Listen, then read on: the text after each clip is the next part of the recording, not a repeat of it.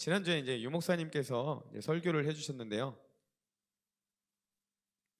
제목이 뭔지 기억나세요? 음, 매너리즘이었죠. 보통 신앙생활을 오래 하다 보면 누구나 한 번쯤은 오는 것 같아요. 그죠? 영적인 매너리즘, 신앙적인 침체에 빠지게 됩니다. 네, 누구에게나 올 수 있는데 이게 위험한 게 뭐냐면요. 안타깝게도 한 번 매너리즘에 빠진 사람들이 회복이 안 되는 경우들이 있어요. 그래서 나중에 어떻게 하냐? 그냥 그대로 살아가요. 그게 진짜 위험한 거예요. 그러면서 이제 그런 분들의 이야기하는 특징이 있습니다. 뭐냐면 신앙이 과거에만 머물러 있어요. 그래서 예전에 그랬는데, 내가 예전 청년 때는 그랬는데, 제가 예전에 한번 말씀을 전하는데 한 권사님이 그런 얘기 하셨어요. 목사님 왜 맨날 필리핀 때 얘기만 해요? 이게 무슨 말이냐면 제 신앙이 거기에만 있는 거예요. 그러니까 떠올리는 예화들이 그때에만 머물러 버린 거예요. 지금 현재 진행형이 안 되고 있다라는 생각들이 듣고 하나님 앞에 정말 많이 돌이켰습니다. 우리 안에도 문제가 뭐냐면요. 여러분 정말 바라기는 여러분 나중에 10년 후에 저를 봤을 때 우리 청년 때는 그랬는 대로 끝나면 안 된다는 거예요. 이게 영적인 매너리즘에 빠진 사람들의 특징입니다.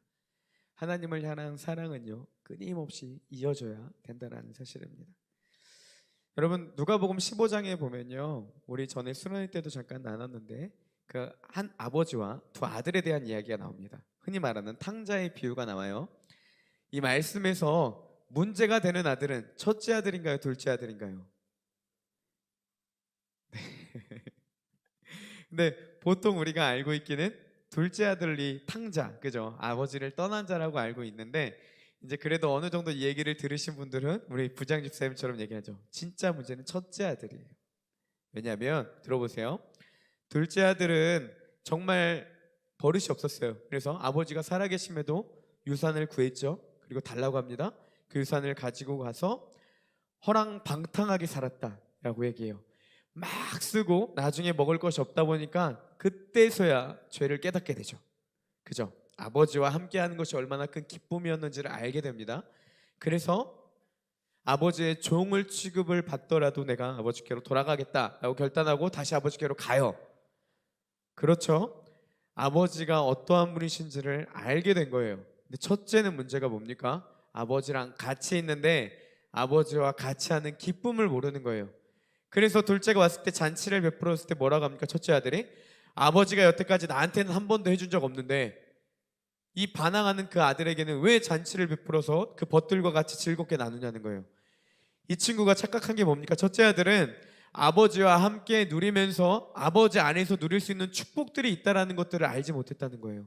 아버지는 나한테 잔치 하나 베풀어주지 않는 사람, 둘째 아들과 같이 방탕한 자들만도 못하게 나를 취급했다라고 착각하고 있었던 거예요. 그러니까 아버지와 함께는 하지만 가치는 있지만 아버지와 함께하는 기쁨을 전혀 느끼지 못한 사람. 마치 우리 이후에도 보겠지만 미지근한 신앙을 가진 사람이에요.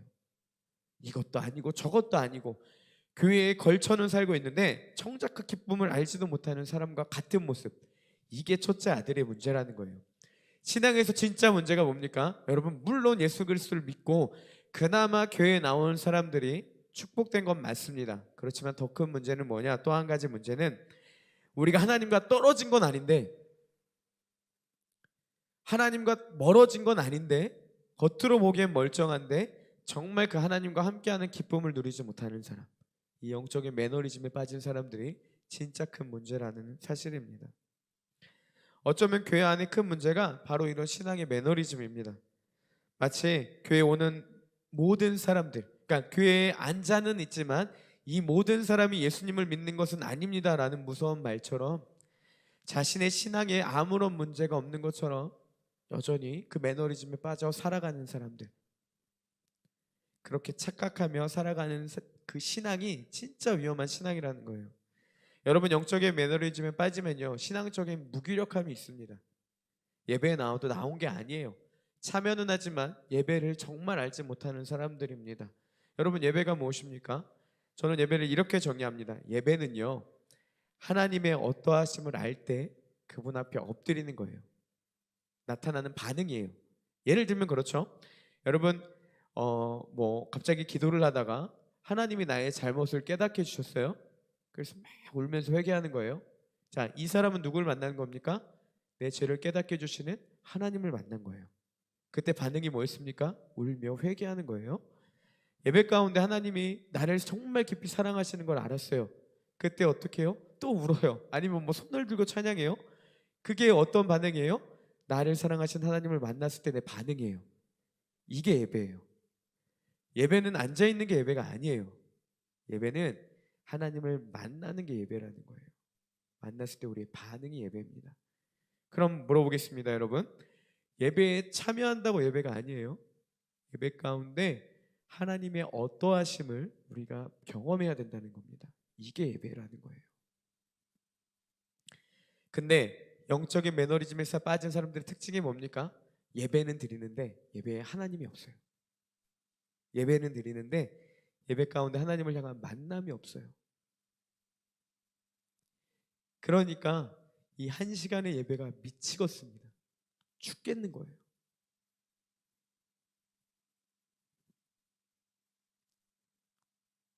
하나님은 우리에게 은혜를 주시고 교회를 섬기기 위해 은사를 주셨는데 교회만 왔다 가는 겁니다. 아무런 교회 안에 봉사와 헌신도 이루어지지 않고 그냥 종교적인 색깔만 가진 사람들, 이런 사람들의 특징이 뭐냐? 하나님을 만나지 못했거나 아니면 영적인 매너리즘 가운데 빠져 있는 사람이라는 겁니다. 우리는요, 이것들을 날마다 인식하셔야 돼요. 그리고 돌이키셔야 되고, 지난주에 목사님 말씀하셨던 것들 기억하고 떠올리면서 여러분 그것들을 삶으로 살아내셔야 됩니다.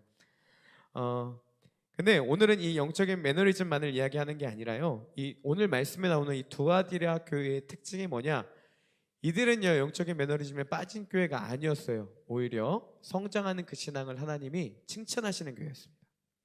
19절에 보세요. 19절에 보면 주님이 뭐라고 말씀하시냐면, 내가 네 사업과 사랑과 믿음과 섬김과 인내를 나누니 내 나중 행위가 처음 것보다 많도다, 이렇게 칭찬하십니다. 뭐라고 말씀하시냐면 너의 나중 행위, 그러니까 지금의 모습이 처음에 나를 만났을 때 처음의 행위보다 더 많다. 그러니까 뭡니까? 신앙의 계속적인 성장이 너희에게 있다. 이걸 나는 칭찬한다라는 겁니다. 그러니까 다시 말하면 영적인 매너리즘, 침체 가운데 빠진 것이 아니라 두아디라 교회는 계속 성장하고 있었고, 이런 믿음을 주님은 칭찬하신다는 사실입니다. 여러분, 깊은 침체 가운데 있으면요, 우리는 그 자리에 머물러선 안 돼요. 끝까지 이겨나기 위해 노력하고 발버둥 치셔야 됩니다. 그런 믿음을 주님은 칭찬하신다는 거예요. 그리고 계속해서 보면요, 내가 내 사업과 사랑과 믿음과 섬김과 인내를 나누니, 이 말씀을 원어적으로 보면요, 내 사업을 안다. 나는 너의 사업을 안다. 사랑과 믿음과 섬김과 인내. 여기서 말하는 이 사업은요, 비즈니스의 개념이 아니에요. 뭐라고 생각하시면 되면 행위. 그러니까 나는 너의 행위를 안다. 어떤 행위입니까? 사랑과 믿음과 섬김과 인내가 있는 네 행위를 안다. 그리고 그 행위가 점차적으로 성장하는 너의 그 믿음을 나는 칭찬한다라는 겁니다. 여러분, 우리는요, 이렇게 끊임없이 성장하는 모습이 나타나야 됩니다. 교회는요, 끊임없이 하나님 앞에 나아가는, 발전하는 그런 모습을 나타내야 돼요. 물론 우리의 신앙의 그래프가 이렇게 나아갈 수는 없어요. 굴곡이 있을 수 있습니다. 그런데요, 올라갈 땐 많이 올라가고 내려갈 땐 적게 내려가고 다시 올라가고, 이렇게 N자를 그리면서 성장을 해야 된다는 거예요. 머물거나 더 깊이 내려가는 그런 영적인 매너리즘, 그런 것들을 날마다 주의하며 우리는 깨어 있어야 한다는 것입니다. 여러분, 저는 참 생각하기는 모르겠습니다. 제가 사역자의 마인드라 그럴지 모르겠지만 하나님께서 저희 겨울 가운데 참 많은 은혜를 부어주신 것 같아요. 날은 추웠지만 마음은 참 따뜻한 계절이 아니었나 싶어요. 영적으로 수련회 가운데도 귀한 은혜 주셨고, 새벽에 기도할 때마다 하나님 참 많은 은혜를 부어주셨습니다. 그러자마자 여러분, 우리 수련회가 토요일까지 끝나고 그 다음 주일 혹시 기억나세요? 그때 장년들도 그렇고요, 청년들도 그렇고 영상 예배 드리는 사람 엄청 많았습니다. 혹시 기억하실지 모르겠어요. 그리고 지난주도 그랬죠. 물론 저도 영상 예배를 드렸지만 그리고 나서 그러니까 코로나로 인해서 많은 확진자들이 나오고 밀접 접촉자들이 생기고 그래서 이제 영상 예배로 많이 드리는 경우들이 있었죠. 2주 동안. 그렇게 겪고 나서 여러분 지금 우리의 신앙의 모습은 어떻습니까? 하나님께 막 받은 그 감격과 은혜들 잘 간직하고 계십니까? 아니면 다시 이전으로 돌아가지는 않았습니까? 우리의 모습이요 두아디라 같이 성장하고 있는 신앙의 모습을 하고 있는지 아니면 머무르고 다시 예전으로 돌아가지는 않았는지 점검해 봐야 된다는 사실입니다. 그러면 우리가 두아디아 교회처럼 성장하는 교회의 모습 이런 칭찬받는 믿음을 가지려면 어떻게 해야 되냐는 거죠. 제가 특별히 하나 권면하기는 맨날 하는 권면입니다. 여러분 기도하셔야 돼요. 한국 교회의 역사를 보면요 같이 올라가는 게 뭐냐면요 기도하는 자들이 있었을 때 교회는 성장했다라는 겁니다. 교회는 부흥했다라는 사실이에요. 여러분 70년대까지만 해도요 우리나라에 정말 많은 믿음의 선배님들이 기도의 자리를 지키셨습니다. 저녁에 교회에 와서 밤이 새도록 기도하고 새벽 예배 때까지 기도하고 새벽 예배가 끝나면 귀가하는 분들이 많이 있었어요. 근데 여러분 요즘은 어떻습니까?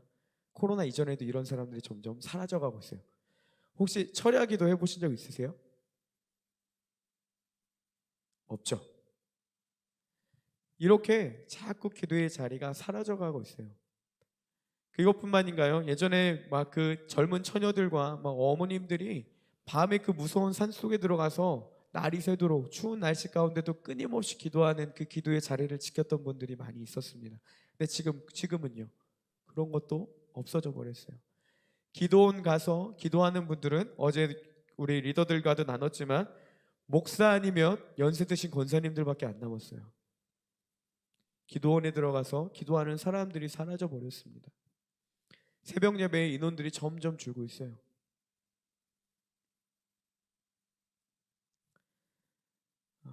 여러분 예전에는요 기독교라는 인식이요 제사를 지내지 않는 예의 없는 종교라는 인식이 있었지만 다른 한편으로는요 그래도 착한 사람이라는 이미지가 있었습니다. 저도 어렸을 때만 해도 많이 들었던 이야기가 뭐냐면 교회 다닌다고 하면 그럼 착한 애겠네 이런 이미지가 있었어요. 내가 착해서가 아니라. 근데 지금은요 난리가 나죠. 저는 뭐 그 안 믿는 친구에게 얼마 전에 전화 왔는데 다짜고짜 제가 목사라는 이유 하나만으로 욕이란 욕은 다 먹었습니다. 마치 제가 코로나 전파자가 된 것처럼. 지금 이미지가 그렇다는 거예요. 여러분 되게 웃긴 게요. 교회 건물들은 성장하고 더 크고 으리으리한 건물들이 지어집니다. 그리고 마이크나 음향과 그 모든 것들은요 너무 많이 성장을 했어요. 여러분 혹시 옛날에 부흥사들 목사님들 설교 들어보셨어요?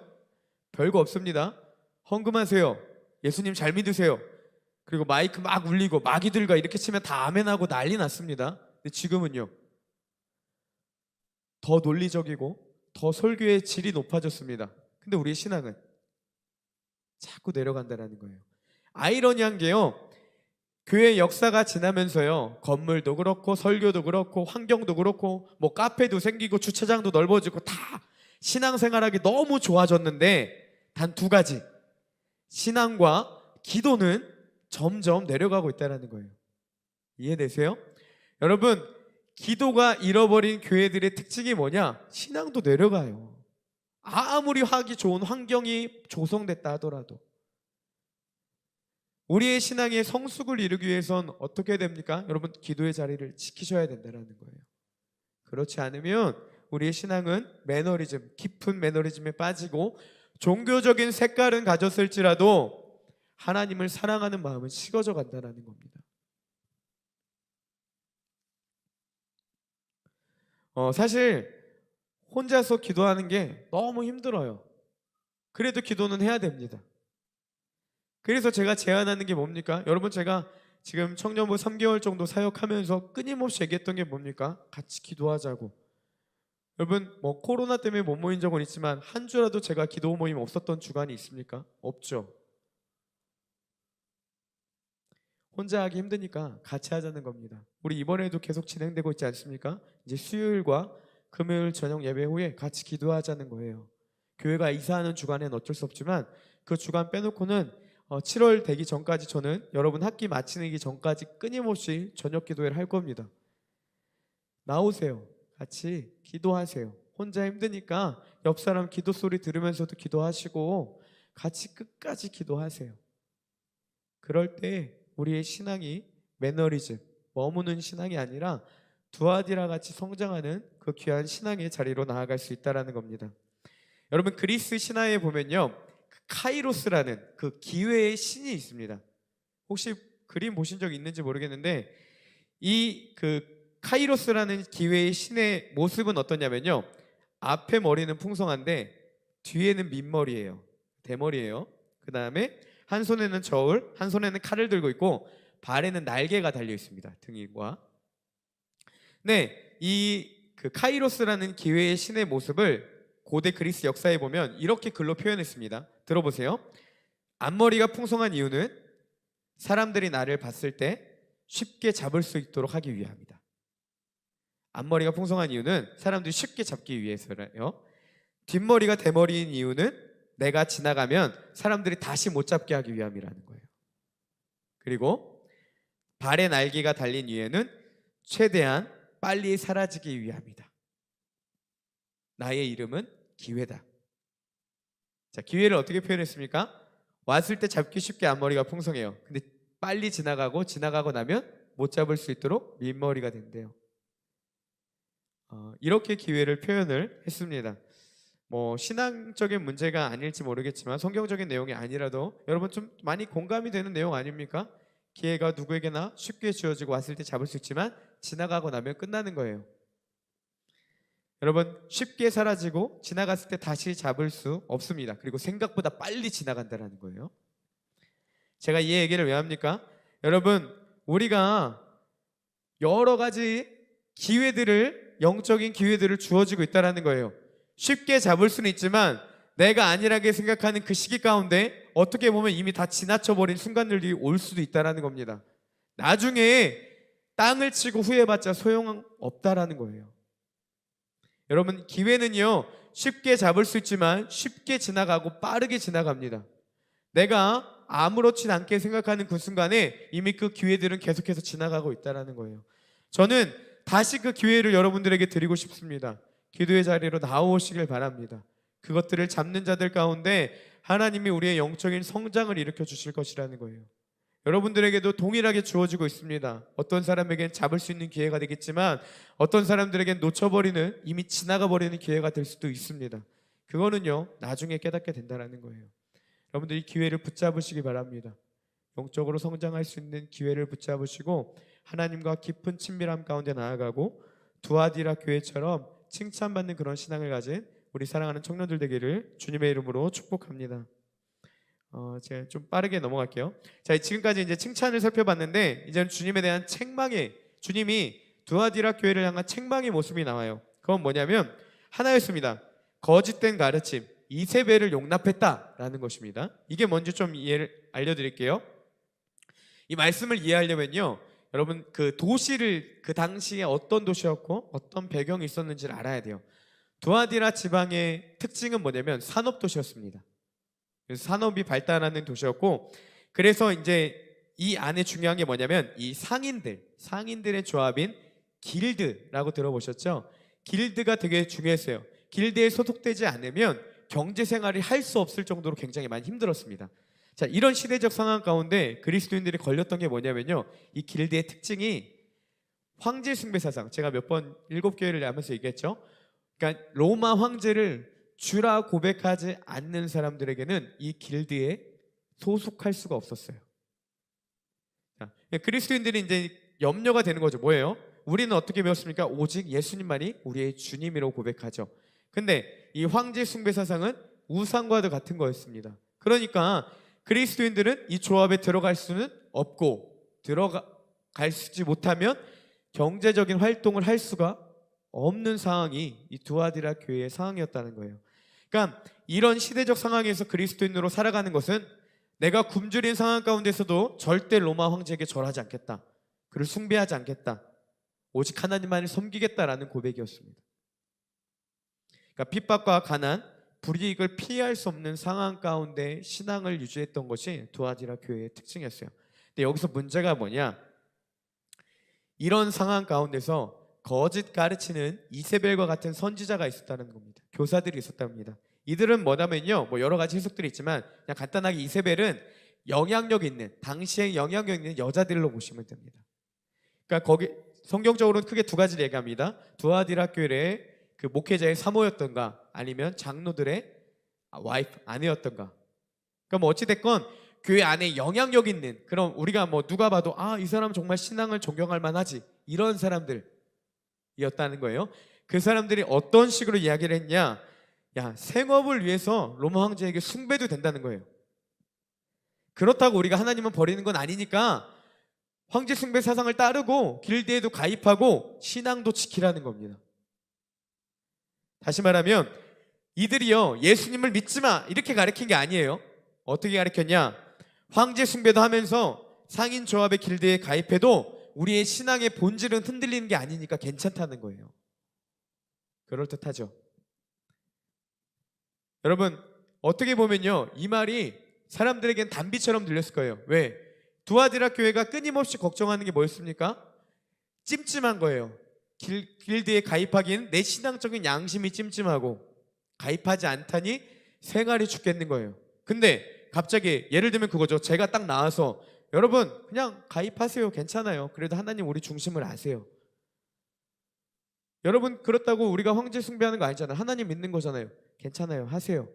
이렇게 얘기하면 넘어가지 않겠습니까? 많은 사람들이 그거에 꾀임에 넘어간 거예요. 아, 그렇구나. 이 사람이 그렇게 얘기하면 믿어도 되겠구나. 아, 그렇구나. 이 사람이 그렇게 얘기하면 우리가 신앙의 본질을 버리는 게 아니니까 그냥 가입해도 되겠구나. 이렇게 많은 사람들이 우상 숭배에 빠지고 그 황제 숭배 사상에 넘어갔다라는 것입니다.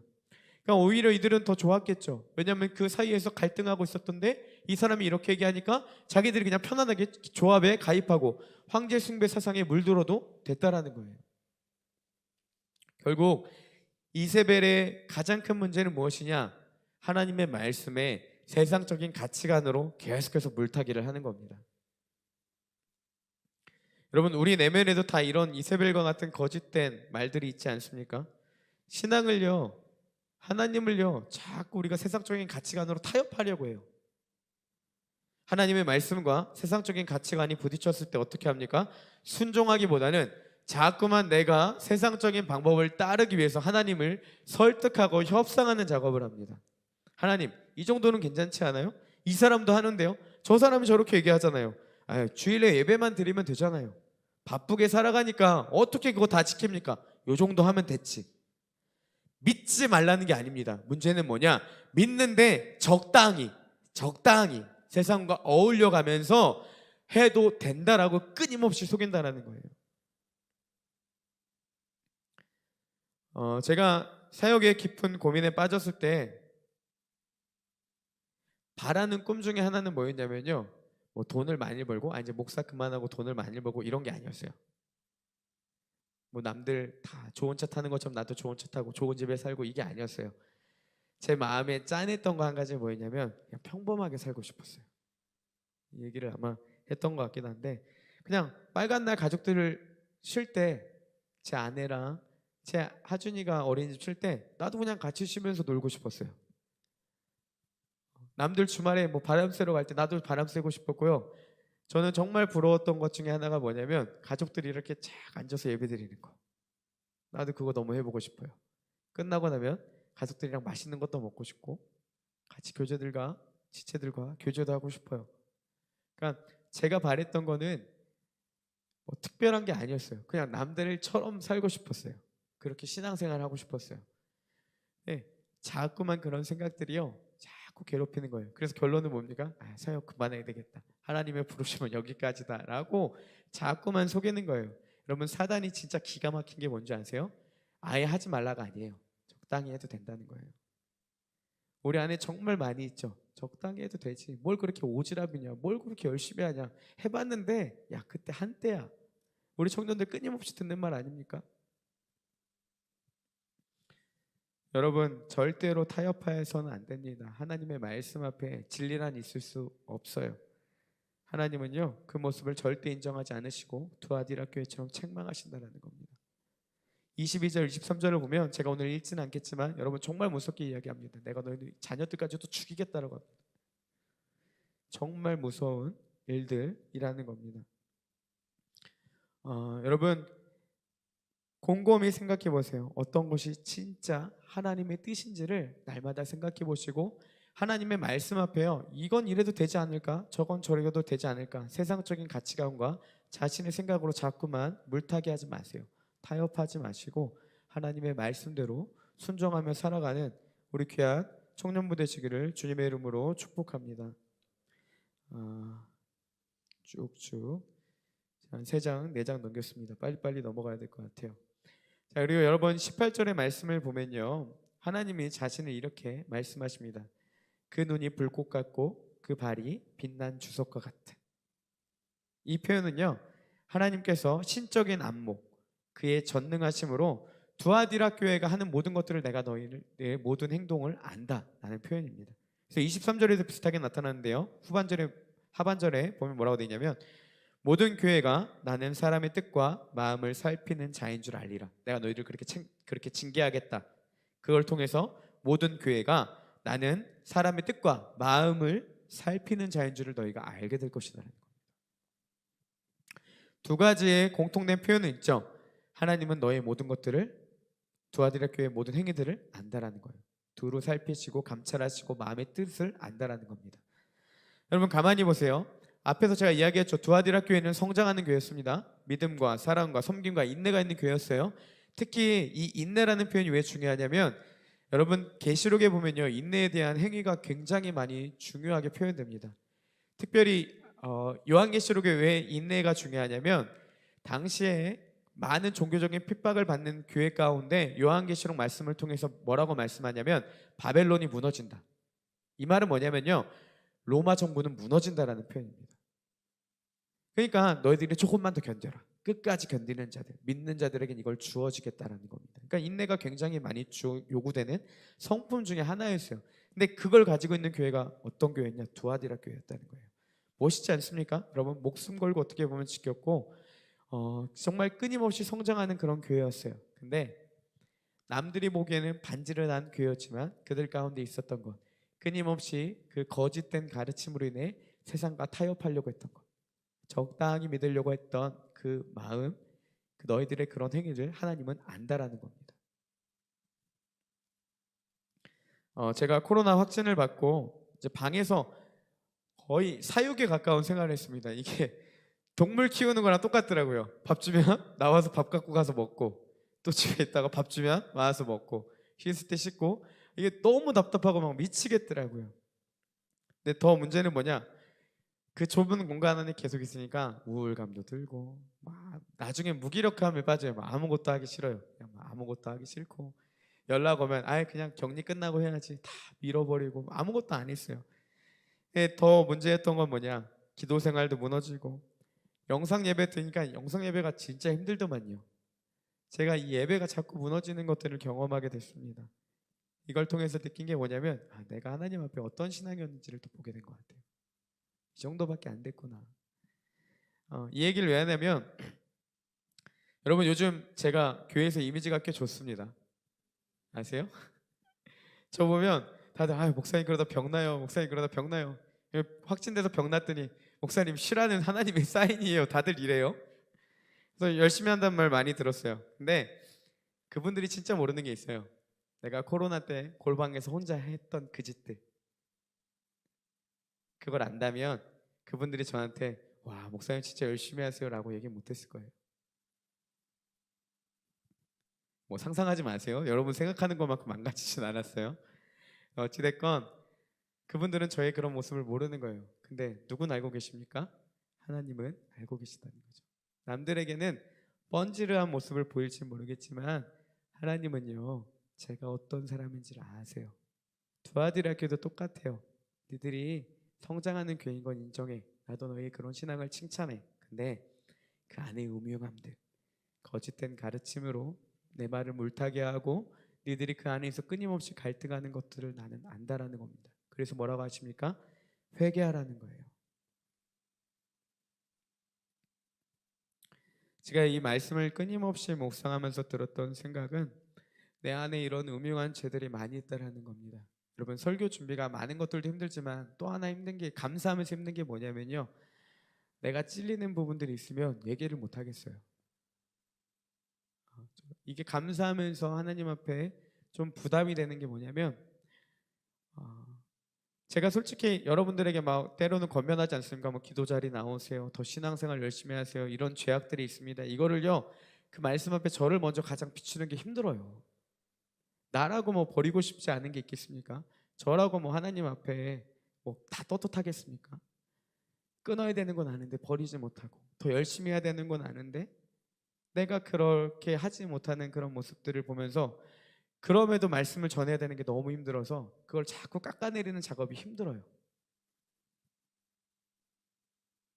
근데 여러분, 우리만 알고 있는, 남들은 우리가 겉으로는 와, 저건 청년부 예배 때도 잘 드리고 되게 신앙 좋구나라고 하지만 내 안에 음흉한 하나님과 나만 아는 그 죄의 모습들이 있다면 여러분, 끊임없이 회개하고 돌이켜야 된다는 겁니다. 그렇지 않으면 두아디라 교회처럼 책망받는 그런 무서운 일들이 우리 가운데 있다라는 겁니다. 저는 계속해서 그런 모습들을 보면서 하나님 앞에 기도하고 느꼈던 것 한 가지가 뭐냐면요, 여러분, 부흥은요 바로 이런 작업들이 이루어질 때 일어난다는 거예요. 우리가 기도하는 행위도 좋고 모여서 함께 같이 신앙생활하는 것도 좋지만 가장 중요한 건 뭐냐, 이 안에 있는 음흉한 죄악들, 나만 남들에게 감춰있던 그 모습들, 그것들을 해결받지 않으면 우리 안에 이 문제는 해결되지 않는다라는 겁니다. 그래서 우리 청년부 가운데 뭐가 있나 이렇게 고민을 하다가 그냥 한 가지만 같이 나누려고 합니다. 갑작스러운 코로나 확진자로 인해서요, 교회가 큰 타격을 받았습니다. 여러분, 작년들도 엄청 줄었고요, 뭐 지금 다 영상 예배로 전환되고 난리가 났어요. 왜냐하면 벌써 뭐 20만 명이 넘었잖아요. 뭐 저희 청년부 안에서도 확진자들이 나오고 저도 확진을 받고 또 영상 예배로 드릴 수밖에 없었습니다. 안타깝게 수련회 이후부터 자꾸 현장에 사람들이 사라져버리기 시작했어요. 우리뿐만이 아니라 다 그렇습니다. 영상 예배 인원들이 많이 늘었죠. 여러분, 물론 코로나 진짜 조심해야 돼요. 정말 주의하셔야 돼요. 그리고 그런 상황 가운데 있는 분들이 있어요. 예를 들면 내 가족들 중에서 정말 치명적인 분들이 있을 수도 있고, 아니면 뭐 직장이나 뭐 여러 가지 상황들이 있겠죠. 제가 굳이 다 이야기할 수 없지만 알아요. 어느 정도는 저도 뭐 지체들 상황을 알고 있습니다. 알아요. 근데 영상 예배 가운데, 현장 예배 가운데 고민하시는 분들, 정말 정직하게 자신에게 물어보기를 바랍니다. 여러분, 코로나 때문입니까? 진짜 그 이유가 코로나 때문이에요? 내 예배가 무너지고 내가 영상 예배로 만족하며 드렸던 예배가 진짜 코로나 때문입니까? 하나님 앞에 정직하게 그렇게 얘기할 수 있냐는 거예요. 코로나 때문인지, 아니면 내 내면 가운데 있는 은밀한 그 거짓들, 그 핑계에 대한 합리화로 코로나라는 것들을 사용하고 있지는 않은지 한번 진지하게 생각해 보시라는 겁니다. 영상 예배 드린다고 예배에 오지 않는다고 정죄하려는 게 아니에요. 하나님과의 관계에서 내 안의 모든 것을 감찰하시는 분, 나의 모든 생각과 뜻을 아시고 나의 모든 행위를 보시는 그 하나님 앞에 내가 떳떳하게 그리고 감히 마음을 들이며 이야기할 수 있는지는 좀 고민하시고 생각하셔야 된다는 겁니다. 여러분, 신앙의 정직함으로 하나님 앞에 반응하시라는 거예요. 이대로 정말 괜찮습니까? 코로나라는 그 무서운 질병 앞에 내가 그렇게 하는 행위들이 진짜 괜찮으시면 그 자리에 지키셔도 물론 감사합니다. 하지만 여기서 더 나아가기를 원하시는 분들이 계시다면 여러분, 현장으로 오시길 바랍니다. 예배 자리를 지키시고 함께 같이 예배하시고 함께 같이 기도하고 그 기회를 지키고 잡으시는 우리 청년부 되기를 소망합니다. 뭐 이 말에 많이 욕하겠죠. 뭐 그래도 교회에 모이라고 하냐, 미친 것 아니냐, 뭐 상관없습니다. 저는 솔직히 이 얘기를 하는 게요, 그 저를 욕하는 사람들을 위해서 하는 말이 아닙니다. 그 사람들 들으라고 하는 말이 아니에요. 혹시라도 내 말을 듣고 예배에 대한 사모함이 일어나는 그 한 사람이 있다면 전 그 사람을 위해서 하는 거지 나 욕하는 사람들을 위해서 얘기하는 게 아닙니다. 상관없어요. 욕하든 뭐든. 근데 여러분 진짜로 영적으로 바뀌기를 원하신다면 내 안에 여태까지 뭐 코로나뿐만이 아니라 여러 가지 상황들에 대한 이야기로 그 기회들을 자꾸 잃어버리고 스스로 합리화시키며 머물렀던 것들이 있다면 주님 앞에 정직하게 자신을 돌아보고 하나님의 예배의 자리로 하나님을 찾는 자리로 신앙의 자리로 나오시길 축복하며 소망합니다. 청년들 정말 긴장하셔야 됩니다. 신앙생활하기 진짜 힘들어졌습니다. 어떤 분들은 그럽니다. 코로나로 인해서 쭉정과 가라지가 알곡과 가라지 쭉정이가 구분되는 그런 일들도 있었다. 한국교회 거품이 많이 빠졌다. 어느 정도는 공감합니다. 여러분 솔직히 내 신앙이 어떤 건지 자꾸만 판단하고 자꾸만 정직하게 보여야 되지 않습니까? 한국교회 민낯 다 드러나지 않았습니까? 이때다 하고 얼마나 많은 사람들이 떠났습니까? 족쇄와 같았던 그 예배에 안 나오지 못하겠고 나오자니 답답하고 그 족쇄들 다 풀려버렸잖아요. 진짜 긴장하고 신앙생활 하셔야 됩니다. 여러분 지금이야 20대 초반에는요 어느 정도 그 삶의 그 스타일이 있어서 여러분 그냥 예배 자리에 지킬 수 있을지 모르겠지만 나중에 가정이 생기고요 30대 40대 직장이 생기고 그 다음에 사회생활에 익숙해지면요 신앙생활하기 진짜 힘듭니다. 제가 단언컨대 매너리즘에 깊이 빠졌거나 하나님 떠나거나 둘 중에 하나예요. 인식하셔야 되고 이 정말 중요한 이 청년의 때를 여러분 기회를 날려버리지 마시고 하나님 앞에 더욱더 겸비해서 나아가는 우리 귀한 은혜가 있는 청년부 되기를 주님의 이름으로 축복합니다.